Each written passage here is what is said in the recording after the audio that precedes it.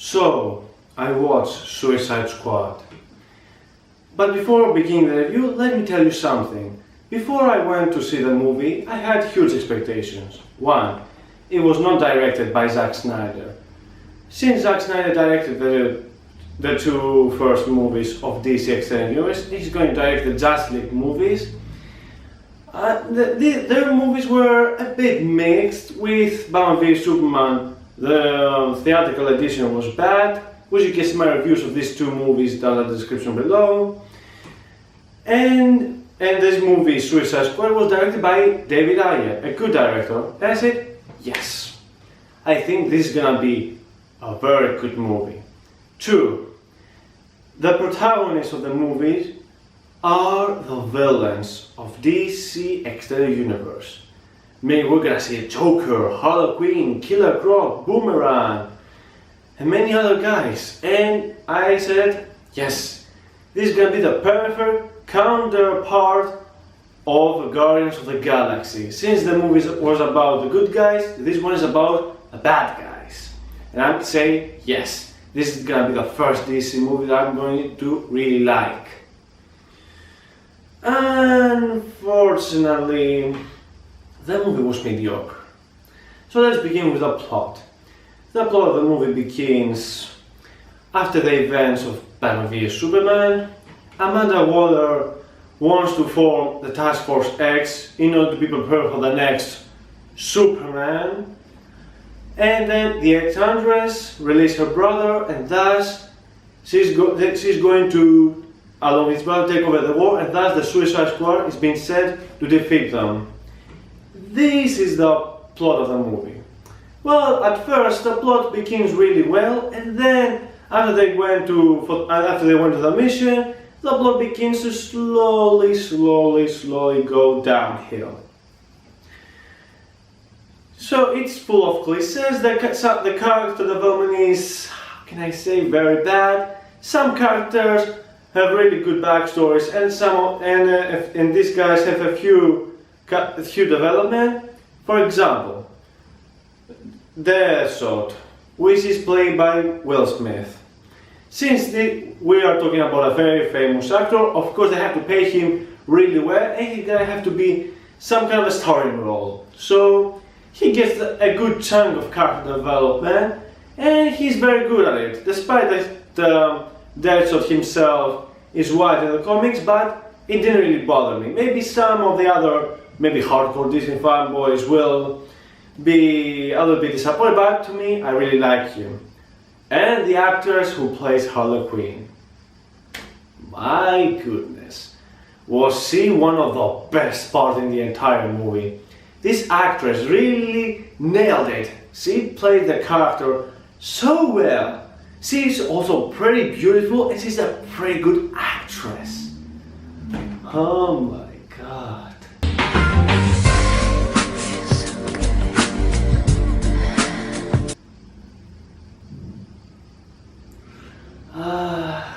She's such a hottie. Oh, yes. Anyway, Amanda Waller, the director of the task force, they got her very well. She's cold, she's manipulative, she's a serious boss, and she's amazing. I like her. Ben Affleck also made a cameo appearance as Batman. And yes, I think that's pretty much about the good things about this movie. Let's talk about the bad things. First of all, I'm gonna say the most important bad things. The false advertisement. For example, the Joker, played by Jared Leto. He doesn't appear much in the film. And the trailer suggests that he's gonna play a very big important role in the movie. And I was really looking forward to him. And he doesn't really appear much in the movie. Let alone, he doesn't really make any huge impact into the story at all. Only at the end of the movie and the flashbacks. That's it. Does the actor himself is good? Well, for the few scenes that I saw him, he seems to get the Joker. He has the looks of the Joker, so as far as I can say, he does seems to get the character. I hear that the director and the others, they said they cut a lot of scenes that the Joker was in, so maybe they will make another extended Ultimate Edition about this movie, because right now Joker hasn't really any huge impact into the story at all. You could have easily cut him out and you wouldn't even miss anything at all. The other Suicide Squad characters, they're not really much developed at all. Boomerang, he's just there. Fair enough. Killer Croc, yep. I don't really remember him much. This other guy who I don't really remember his name, but I know his backstory, so he doesn't really did anything to me to make him memorable. The Katana, okay, she doesn't really put any effort, she just speaks her language, but I guess he can talk to, she can speak English, but there in this version she just talks to this language and we don't really get what she says basically. But when I went to my cinemas in this country, they didn't have any subtitles, but anyway, enough about that.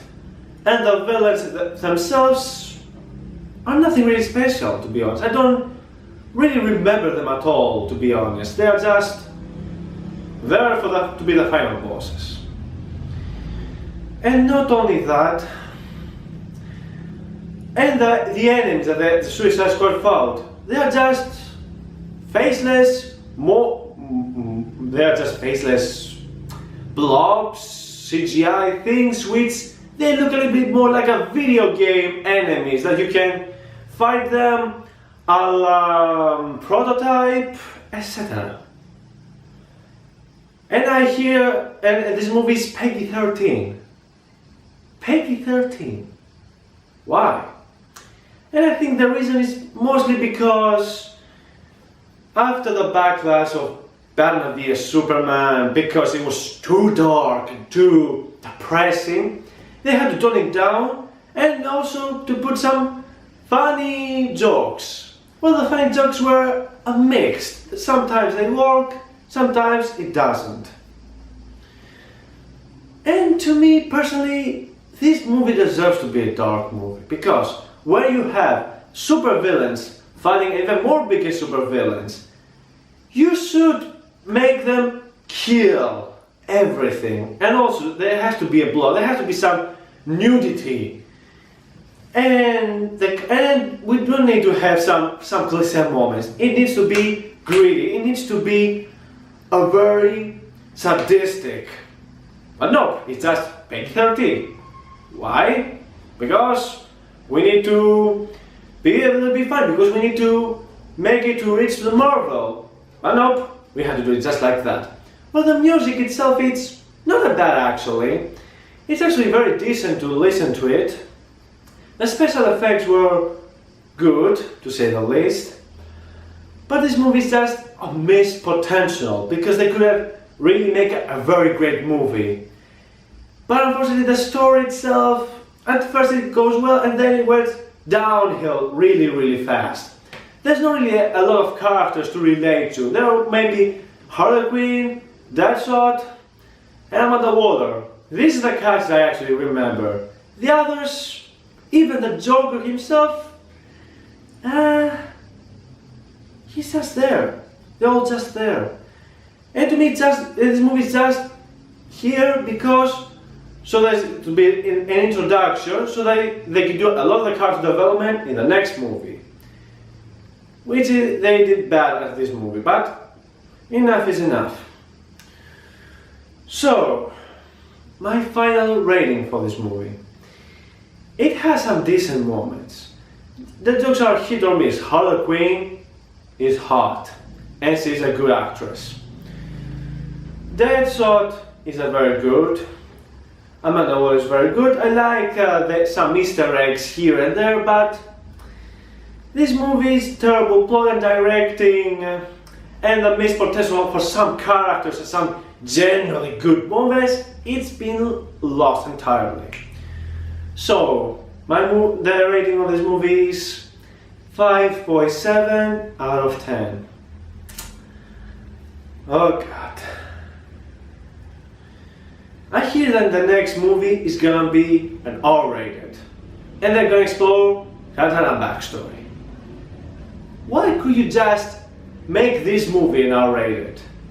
Because this movie deserves to be an R-rated. Oh well, I'm not Warner Bros. To say what they should do. Oh my god, I'm actually worried for Wonder Woman. Please, Wonder Woman, don't be a bad movie. Just please don't be a bad movie. Let's hope that Justice League is gonna be a good movie. Please. At least the Ultimate Edition of Batman v Superman was watchable at the very least. Alright guys, that's all for today folks. Make sure to like, subscribe to my channel, and have a good day.